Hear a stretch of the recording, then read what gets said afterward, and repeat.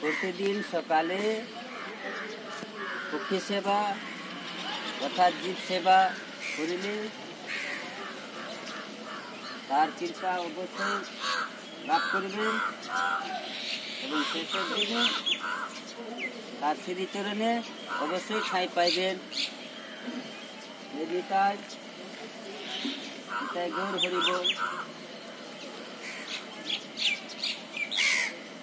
এবং যারা এই ভিডিওটি দেখছেন তারা অবশ্যই লাইক কমেন্ট শেয়ার করিবেন, কেননা এইরকম ভিডিও করিতে লাইক কমেন্ট শেয়ার আপনাদের আমার